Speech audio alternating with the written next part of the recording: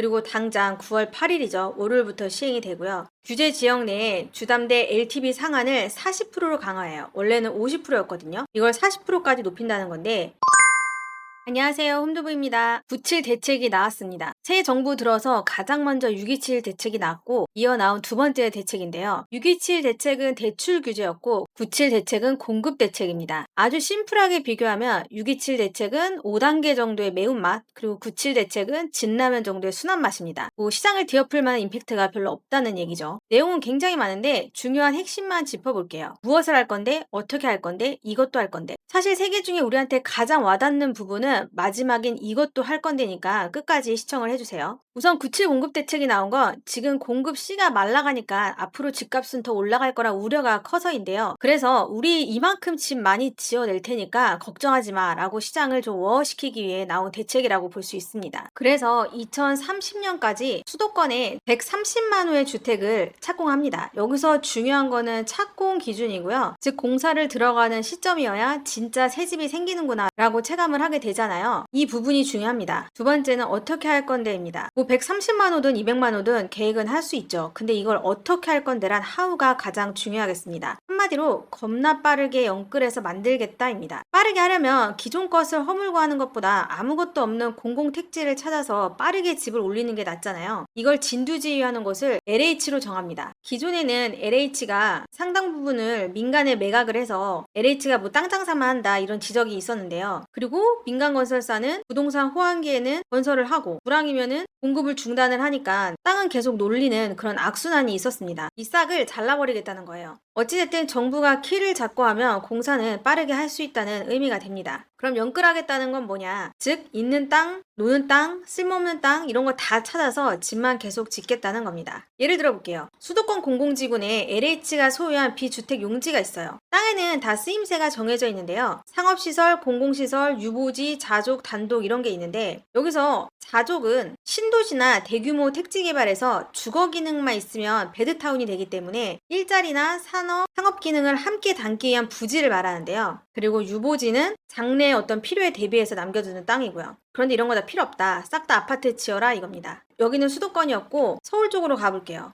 서울은 이미 땅의 포화 상태잖아요. 그러면 쓸모없거나 없어질 그런 건물을 부수고 집을 지어야겠죠. 그중 하나가 바로 노후 연구 임대예요. 여기는 사고 파는 게 아니라 임대만 할 수 있으니까 당연히 사업성이 낮아서 재건축을 안 했겠죠. 강남, 강서, 노원 등지에 있는데 이거를 공공임대와 분양 혼합단지로 재건축을 하겠다는 겁니다. 그리고 추가 용적률을 최대 500%까지 확보를 하면 층이 더 높아지잖아요. 이 부분을 중산층도 들어가서 매매할 수 있는 그런 분양단지로 만들겠다는 겁니다. 이미 지금 상계 마들, 하계 5단지, 중기 1단지가 이런 식으로 사업이 진행 중이에요. 그 외에 노후된 공공청사나 지금 학생 수가 줄어드니까 학교가 많이 폐교되고 있어서 이런 학교 용지에도 집을 지을 예정입니다. 자, 마지막으로 앞서 말씀드렸듯이 사실 가장 체감도가 큰 부분인데요. 대출을 한 번 더 조입니다.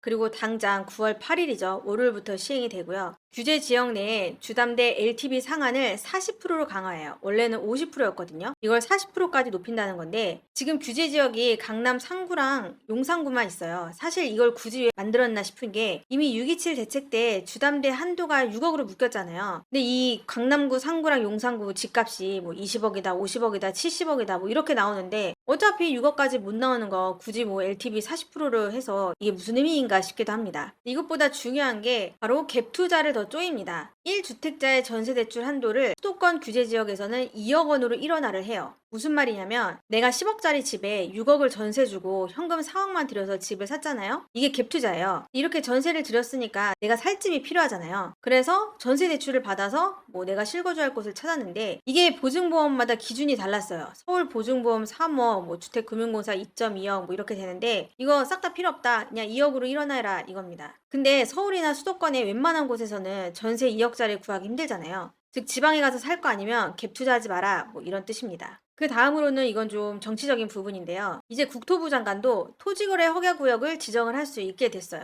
올해 초에 오세훈 서울시장이 강남이랑 잠실을 토어제 풀었다 묶었다 뭐 그랬잖아요. 물론 서울시장도 지금까지처럼 이 기능을 할 수 있지만 이제 국토부 장관도 마포 묶어, 성수 묶어 뭐 이렇게 지시할 수 있다는 거죠. 지금 오세훈 시장은 국힘이고 국토부 장관은 민주당이잖아요. 즉 부동산에서 여당 힘을 키우겠다 뭐 이런 의미로 보입니다. 지금 시행령 개정이 필요한 부분이지만 지금 뭐 웬만하면 법이 통과되고 있는 상황이니 하겠다는 의지가 강하게 느껴집니다. 결론적으로 말씀드리면 사실 공급 대책은 체감이 크게 안 옵니다. 이게 5개년 사업이면 현 정권에 마무리 짓겠다는 건데 사실 공급 대책 나오고 그대로 지켜졌던 사례가 흔치 않았죠. 그리고 기존에 나왔던 얘기들이고 뭐 아주 환기할 만한 프레시한 내용이 없기 때문에 뭐 이 대책 하나로 갑자기 집을 안 사고 뭐 그러진 않을 것 같습니다. 더 자세한 내용은 홈두부 사이트에서 확인해 보시기 바랄게요.